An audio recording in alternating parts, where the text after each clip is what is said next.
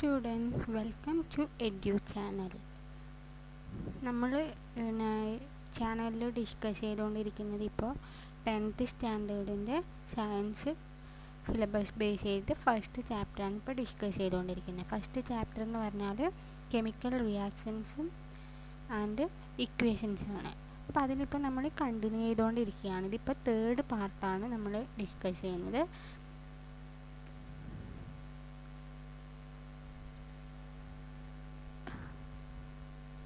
മുമ്പെടുത്ത ക്ലാസ്സുകളെല്ലാം ഓർമ്മയുണ്ടല്ലോ.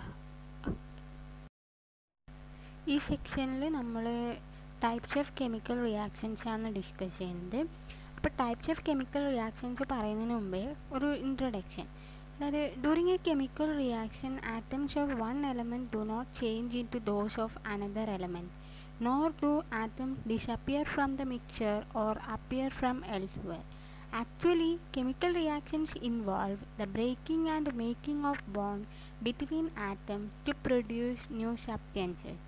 അപ്പോൾ നമ്മൾ നേരത്തെ ഡിസ്കസ് ചെയ്തതാണിത്. എന്ത് law of conservation of mass. അതായത് ഒരു മാസിനെ ക്രിയേറ്റ് ചെയ്യാനും പറ്റൂല, ഡിസ്ട്രോയ് ചെയ്യാനും വേണ്ടിയിട്ട് പറ്റൂല. അപ്പോൾ നമ്മളിപ്പോൾ ഒരു കെമിക്കൽ റിയാക്ഷൻ കൺസിഡർ ചെയ്യുകയാണെങ്കിൽ അതിൻ്റെ അകത്ത് നമ്മളിപ്പോൾ എലമെൻറ്റ്സ് വേണമല്ലോ കെമിക്കൽ റിയാക്ഷൻസ് നടക്കുമ്പോൾ. ആ സമയത്ത് അവിടെ ആ എലമെൻറ്റിൻ്റെ അകത്തുള്ള ആറ്റത്തിന് ഒരു ചേഞ്ചും വരുന്നില്ല.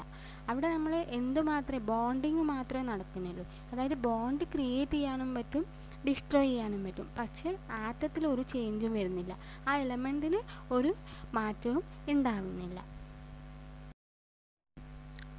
ഒരു ആക്ടിവിറ്റി കൺസിഡർ ചെയ്യാം. Take a small amount of calcium oxide or quicklime in a beaker. Slowly add water to this. Touch the beaker. Do you feel any change in temperature? അതായത് ഒരു ഗ്ലാസ്സിലോ ഒരു ബീക്കറിലോ വെള്ളം എടുത്തിട്ട് അതിൻ്റെ അകത്ത് എന്ത് ആഡ് ചെയ്യാൻ പറഞ്ഞു? കാൽസ്യം ഓക്സൈഡ് അല്ലെങ്കിൽ ക്വിക്ക്ലൈം ആഡ് ചെയ്യാൻ വേണ്ടി പറഞ്ഞു. അപ്പോൾ അവിടെ എന്താണ് സംഭവിക്കുക? ആ എക്സ്പെരിമെൻറ്റിൽ എന്താണ് റിസൾട്ട് എന്നാണ് ഡിസ്കസ് ചെയ്യേണ്ടത്.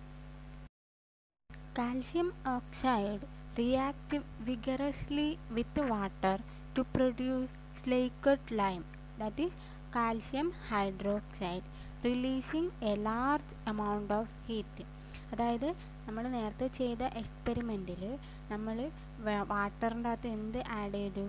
അല്ലെങ്കിൽ കാൽസ്യം ഓക്സൈഡിൻ്റെ അകത്ത് വാട്ടർ ആഡ് ചെയ്യുമ്പോൾ എന്തെങ്കിലും ടെമ്പറേച്ചർ ചേഞ്ച് ഫീൽ ചെയ്യുന്നുണ്ടോ എന്നായിരുന്നു ക്വസ്റ്റ്യൻ. അപ്പോൾ നോർമലി അവിടെ ഒരു ടെമ്പറേച്ചർ ചേഞ്ച് ഉണ്ടാവും. അതായത് ബീക്കർ ടച്ച് ചെയ്യുമ്പോൾ നമുക്ക് ഹീറ്റ് അറിയാൻ വേണ്ടി പറ്റും. അപ്പോൾ ഇവിടെ പറഞ്ഞതും അത് തന്നെയാണ്. എന്ത് പ്രൊഡ്യൂസ് ചെയ്യുന്നുണ്ട്? ഹീറ്റ് പ്രൊഡ്യൂസ് ചെയ്യുന്നുണ്ട്.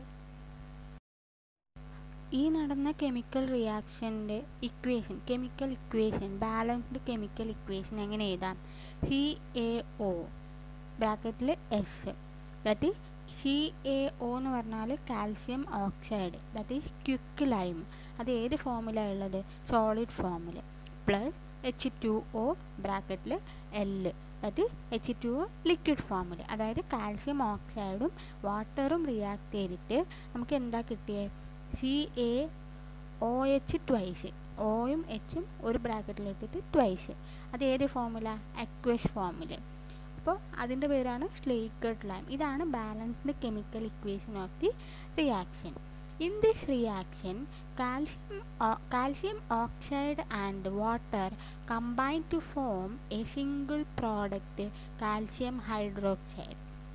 അതായത് ഈ റിയാക്ഷനിൽ എന്താണ് നമുക്ക് കാണാൻ പറ്റുക? അതായത് കാൽസ്യം ഓക്സൈഡും വാട്ടറും റിയാക്ട് ചെയ്തിട്ട് നമുക്ക് സ്ലേക്കഡ് ലൈമാണ് കിട്ടിയത്. ആ സ്ലേക്കഡ് ലൈമിൻ്റെ കെമിക്കൽ നെയിമാണ് കാൽസ്യം ഹൈഡ്രോക്സൈഡ് എന്ന് പറയുന്നത്.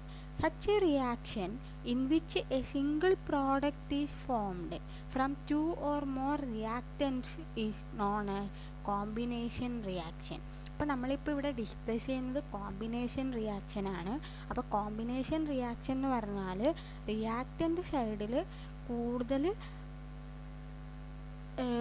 നമ്പർ ഓഫ് കമ്പൗണ്ട്സ് വരാം. അതായത് റിയാക്റ്റൻസ് എത്ര എണ്ണം കൂടി ആയിക്കോട്ടെ, പക്ഷെ നമുക്ക് കിട്ടുന്ന പ്രോഡക്റ്റ് എന്തായിരിക്കും? ഒരൊറ്റ പ്രോഡക്റ്റ് മാത്രമേ കിട്ടുള്ളൂ. അങ്ങനെയുള്ള റിയാക്ഷനെയാണ് നമ്മൾ എന്ത് പറയുന്നത്? Combination reaction. ഇനി കോമ്പിനേഷൻ റിയാക്ഷൻ്റെ കുറച്ച് എക്സാമ്പിൾസ് നോക്കാം. അതിൽ first one burning of coal burn ചെയ്യുന്ന ഒരു റിയാക്ഷൻ അല്ലെങ്കിൽ എക്സ്പെരിമെൻ്റ്, ഒരു ആക്ടിവിറ്റി. അതായത് അതിൽ കോൾ എന്ന് പറയുന്നത് എന്തിൻ്റെ ഫോമാണ്? കാർബണിൻ്റെ ഫോമാണ് അല്ലേ. അപ്പോൾ ബേണിംഗ് എന്ന് പറയുമ്പോൾ നമുക്ക് ഓൾറെഡി നമ്മൾ പഠിച്ചു, ബേണിംഗ് എന്ന് പറഞ്ഞാൽ റിയാക്ഷൻ വിത്ത് ഓക്സിജൻ ആണ് ബേണിംഗ് പ്രോസസ്സ്. അപ്പോൾ ഹി ബ്രാക്കറ്റിൽ എസ്, അതായത് കാർബൺ എന്ന് പറയുന്നത് സോളിഡ് ഫോമിലാണ്, O2 oxygen that is in gaseous form. അപ്പോൾ അവിടെ നമുക്ക് കിട്ടുന്ന ഔട്ട്പുട്ട് അല്ലെങ്കിൽ പ്രോഡക്റ്റ് എന്താ? CO2 ആണ്, അതായത് കാർബൺ ഡയോക്സൈഡ്. അത് ഏത് ഫോമിലാണ്? ഗ്യാസിയസ് ഫോമിൽ. അതായത് ഒരു സോളിഡ് ഗ്യാസുമായിട്ട് ഓക്സിജനുമായിട്ട് റിയാക്ട് ചെയ്യുമ്പോൾ അവിടെ നമുക്ക് കിട്ടുന്ന പ്രോഡക്റ്റ് ഗ്യാസിയസ് ഫോമിലാണ്. പിന്നെ സെക്കൻഡ് എക്സാമ്പിൾ ഈ കോമ്പിനേഷൻ റിയാക്ഷൻ. അപ്പോൾ നമ്മൾ ഈ കോമ്പിനേഷൻ റിയാക്ഷൻ എന്താണെന്ന് മനസ്സിലായി. അതായത് റിയാക്റ്റൻസിൻ്റെ നമ്പർ എത്ര ആയിക്കോട്ടെ, പ്രോഡക്റ്റ് ഒരൊറ്റ പ്രോഡക്റ്റ് മാത്രമേ നമുക്ക് കിട്ടൂ. ഇപ്പം കാർബണും ഓക്സിജനും റിയാക്ട് ചെയ്തിട്ട് നമുക്ക് ഒരു പ്രോഡക്റ്റ് മാത്രമേ കിട്ടിയിട്ടുള്ളൂ, കാർബൺ ഡയോക്സൈഡ്. ഇനി second example formation of water from H2 and O2. H2 എന്ന് പറയുന്നതും ഗ്യാസിയസ് ഫോമിലാണ്, O2 എന്ന് പറയുന്നതും ഗ്യാസിയസ് ഫോമിലാണ്. ഈ രണ്ട് എലമെൻസിനും നമുക്ക് എന്ത് ഫോം ചെയ്യണം? വാട്ടർ ഫോം ചെയ്യണം. അപ്പോൾ അതിൻ്റെ ബാലൻസ്ഡ് ഇക്വേഷൻ എങ്ങനെയാണ് വരുന്നത്? 2H2 gaseous plus O2 gaseous gives 2H2O liquid ഫോമിൽ. അപ്പോൾ ബാലൻസ്ഡ് അല്ലേ നോക്കിയേ. H2 എത്ര, ഹൈഡ്രജൻ എലമെൻറ്റ് എത്ര എണ്ണം ഉണ്ട്? 4 എണ്ണം അല്ലേ, 2H2. അപ്പോൾ 4 അല്ലേ വരിക ആറ്റം. അതേപോലെ അപ്പുറം പ്രോഡക്റ്റ് സൈഡിൽ നോക്കുവാണെങ്കിൽ 2H2O വരുന്നുണ്ട്. അപ്പോൾ ഹൈഡ്രജൻ എലമെൻറ്റ് രണ്ട് സൈഡിലും ബാലൻസ് ആണ്. അതുപോലെ ഓക്സിജൻ എലമെൻറ്റ് റിയാക്റ്റൻ്റ് സൈഡിൽ O2 ആണ് വരുന്നത്. അതേപോലെ പ്രോഡക്റ്റ് സൈഡിൽ നോക്കുമ്പം 2H2O എന്ന് വന്നിട്ടുണ്ട്. 2 ആണ് കോഎഫിഷ്യൻ്റ് ആയിട്ട് എഴുതിയിട്ടുള്ളത്, H2Oയുടെ കോഎഫിഷ്യൻ്റ്. അപ്പോൾ ഓക്സിജൻ്റെ ആറ്റത്തിൻ്റെ എണ്ണം എത്ര എണ്ണയായി? 2. അപ്പോൾ ഇതൊരു ബാലൻസ്ഡ് ഇക്വേഷനാണ്. ഏതിൻ്റെ എക്സാമ്പിളാണ് ഇപ്പോൾ പറഞ്ഞത്? കോമ്പിനേഷൻ റിയാക്ഷൻ്റെ example. In simple language, we can say that when two or more substances, elements or compounds combine to form a single product, reactions are called a combination reaction. In activity, നമ്മൾ നേരത്തെ കണ്ട ഒരു activity ഉണ്ട്, എന്താ? Slaked lime form ചെയ്യുന്ന activity. Calcium ഓക്സൈഡും വാട്ടറും react ചെയ്താകുമ്പോൾ നമുക്ക് കാൽസ്യം ഹൈഡ്രോക്സൈഡ് കിട്ടി. അവിടെ ആ സമയത്ത് എക്സ്പെരിമെൻറ്റിൽ പറഞ്ഞൊരു കാര്യമുണ്ട്, ബീക്കർ എന്ത് ചെയ്യും? ബീക്കറിൻ്റെ ടെമ്പറേച്ചർ ഇൻക്രീസ് ചെയ്തിട്ടുണ്ടാകും. That is the large amount of heat is evolved. This makes the reaction mixture warm. ആ റിയാക്ഷൻ്റെ മിക്സ്ചറിന് അതെന്ത് ചെയ്യും? അപ്പോൾ ഹീറ്റ് ചെയ്തിട്ടുണ്ടാവും അല്ലേ. Reaction in which heat is released along with the formation of product are called exothermic chemical reaction. അതായത് ഏത് റിയാക്ഷനിലാണോ ഇങ്ങനെ ഹീറ്റ് ഇവോൾവ് ചെയ്യുന്നത്, ഒരു കെമിക്കൽ റിയാക്ഷനിൽ ഹീറ്റ് ഇവോൾവ് ചെയ്യുന്നുണ്ടെങ്കിൽ അങ്ങനെയുള്ള റിയാക്ഷനെ നമ്മൾ എക്സോതെർമിക് കെമിക്കൽ റിയാക്ഷൻ എന്ന് പറയും. അപ്പോൾ ഒരു എക്സോതെർമിക് റിയാക്ഷൻ്റെ ഒരു എക്സാമ്പിൾ കൺസിഡർ ചെയ്യാം. Burning of natural gas. Natural gas burn ചെയ്യുന്ന ഒരു എക്സ്പെരിമെൻറ്റ് അല്ലെങ്കിൽ ഒരു ആക്ടിവിറ്റി, അത് ഏതിൻ്റെ എക്സാമ്പിളാണ്? എക്സോതെർമിക് കെമിക്കൽ റിയാക്ഷൻ്റെ എക്സാമ്പിളാണ്. അതായത് ആ ടൈമിൽ ആ ബേണിംഗ് ഓഫ് നാച്ചുറൽ ഗ്യാസ് നടക്കുമ്പോൾ എന്തുണ്ടായിട്ടുണ്ടാവുക? അപ്പോൾ അവിടെ ഹീറ്റ് ഇവോൾവ് ചെയ്തിട്ടുണ്ടാവാം. അപ്പോൾ നാച്ചുറൽ ഗ്യാസിൻ്റെ ഇക്വേഷൻ എന്താ? CH4 ആണ്. അപ്പോൾ CH4 ഗ്യാസിയസ് ഫോമാണ് പ്ലസ് 2O2, അതും ഓക്സിജനും എന്ത് തന്നെയാണ്? Gaseous form. ബേണിംഗ് എന്ന് പറഞ്ഞാൽ ഓക്സിജനുമായിട്ടുള്ള റിയാക്ഷനാണ്. അപ്പോൾ CH4 gas plus 2O2 gas gives CO2 gas plus 2H2O gas. അതായത് നാച്ചുറൽ ഗ്യാസ് ബേൺ ചെയ്യുന്ന സമയത്ത് നമുക്ക് എന്ത് കിട്ടുന്നുണ്ട്? കാർബൺ ഡയോക്സൈഡും വാട്ടർ വേപ്പറും അല്ലേ. H2O ഗ്യാസ് എന്ന് പറയുമ്പോൾ എന്തായിരിക്കും? വാട്ടറിൻ്റെ വേപ്പർ. അപ്പോൾ നമുക്ക് ബേണിംഗ് ഓഫ് നാച്ചുറൽ ഗ്യാസ് എന്ന് പറയുന്നത് എക്സോതെർമിക് റിയാക്ഷൻ്റെ എക്സാമ്പിളാണ്. Do you know that respiration is an exothermic process? We need energy to stay alive. We get this energy from food we eat. During digestion, food is broken down into simpler substances. For example, rice, potatoes, and bread contain carbohydrates. These carbohydrates are broken down to form glucose. This glucose combines with oxygen in the cells of our body and provides energy. The special name of this reaction is respiration. നമ്മൾ ഈ chapter start ചെയ്യുമ്പോൾ നമ്മളോട് കുറച്ച് questions ചോദിച്ചിട്ടുണ്ടായിരുന്നു. അതായത് respiration അല്ലെങ്കിൽ respiration പോലുള്ള process, food നമ്മൾ കഴിച്ചാൽ എന്തൊക്കെ ചേഞ്ചസാണ് വരുന്നത്, പിന്നെ എന്തൊക്കെ ഒരു റിയാക്ഷൻസ്. ഇപ്പം ഒരു അയൺ പ്ലേറ്റ് പുറത്തെടുത്ത് വെച്ചാൽ കുറച്ച് കഴിയുമ്പോൾ എന്താണ് സംഭവിക്കുന്നത്, അങ്ങനെയുള്ള കുറച്ച് ക്വസ്റ്റ്യൻസ് ചോദിച്ചു.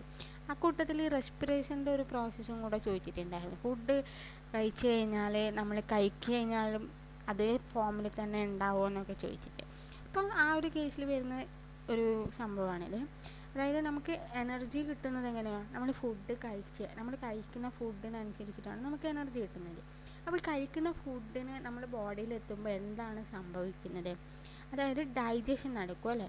ഡൈജഷൻ ഓൾറെഡി പഠിച്ചതാണ് നമ്മൾ, ഡൈജഷൻ എന്ന് പറഞ്ഞാൽ.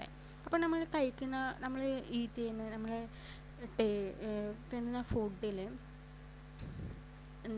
കൂടുതലും കാർബോഹൈഡ്രേറ്റ്സ് ആണ് ഉണ്ടാവുക.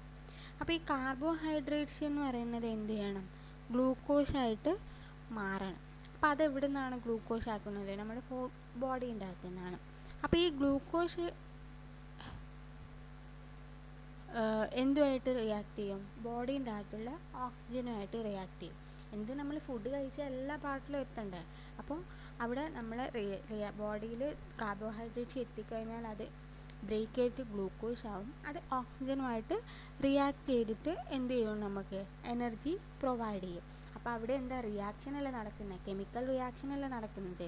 ഗ്ലൂക്കോസും ഓക്സിജനും തമ്മിലുള്ള കെമിക്കൽ റിയാക്ഷൻ വഴിയാണ് നമുക്ക് എന്ത് കിട്ടുന്നത്, എനർജി കിട്ടുന്നത്. അപ്പോൾ ഈ പ്രോസസ്സിനെയാണ് നമ്മൾ എന്ത് വിളിക്കുന്നത്, റെസ്പിറേഷൻ എന്ന് വിളിക്കുന്നത്.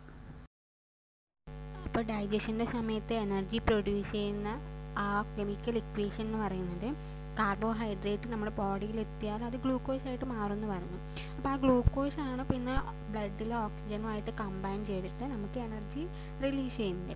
അപ്പോൾ ഗ്ലൂക്കോസിൻ്റെ കെമിക്കൽ ഫോർമുല എന്ന് പറയുന്നത് C6H12O6 അക്വസ് ഫോമിലാണ് ഉള്ളത്. അപ്പോൾ അക്വസ് ഫോമിലുള്ള ഗ്ലൂക്കോസ് ഓക്സിജനുമായിട്ട് ബ്ലഡിൽ റിയാക്ട് ചെയ്തിട്ട് ഫോം ചെയ്യുന്നത് കാർബൺ ഡയോക്സൈഡ്, അക്വസ് ഫോമിലുള്ള കാർബൺ ഡയോക്സൈഡ്, പിന്നെ H2O water, and energy is released. അതിൽ കാർബൺ ഡയോക്സൈഡ് നമ്മൾ എന്ത് ചെയ്യുന്നുണ്ട്, പുറത്തേക്ക് ബ്രീത്ത് ഔട്ട് ചെയ്യുന്നുണ്ട്. അപ്പോൾ അതാണ് പ്രോസസ് ഓഫ് റെസ്പിറേഷൻ എന്ന് പറയുന്നത്. നമ്മുടെ ബോഡീൻ്റെ അകത്ത് ഓൾറെഡി നമ്മൾ കഴിച്ച ഫുഡ് ഉണ്ട്, അതാണ് ഗ്ലൂക്കോസിൻ്റെ ഫോമിലുള്ളത്. പിന്നെ അക്വസ് ഫോമിൽ ഓക്സിജൻ വരുന്നത് നമ്മൾ ബ്രീത്ത് ഇൻ ചെയ്യുന്നതാണ്. അപ്പോൾ ബ്രീത്ത് ഇൻ ചെയ്യുന്ന സമയത്ത് നമ്മൾ ഗ്ലൂക്കോസ് എന്ത് ചെയ്യും, ബ്രേക്ക് ചെയ്തിട്ട് എനർജി റിലീസ് ചെയ്യും. ആ ടൈമിൽ കാർബൺ ഡയോക്സൈഡ് റിലീസ് ചെയ്യുന്നുണ്ട്, അത് എവിടെ പോകും, നമ്മൾ ബ്രീത്ത് ഔട്ട് ചെയ്യും. So we were discussing the examples of exothermic reaction. അപ്പോൾ നമ്മൾ 2 എക്സാമ്പിൾസ് ഡിസ്കസ് ചെയ്തു. ഇനി ഒരു എക്സാമ്പിൾ പറയുന്നത് decomposition of vegetable matter into compost is an example of exothermic reaction. അതായത് നമ്മൾ വെജിറ്റബിൾ വേസ്റ്റ് നമ്മൾ പ്ലാന്റ്സിന് ഇടാൻ വേണ്ടിയിട്ട് കമ്പോസ്റ്റ് വേസ്റ്റ് ആക്കാനുണ്ട് അല്ലേ.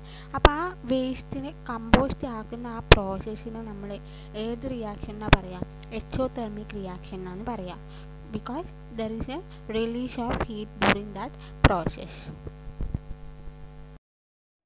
So ബാക്കി പോർഷൻസ് നമുക്ക് നെക്സ്റ്റ് വീഡിയോയിൽ പഠിക്കാം.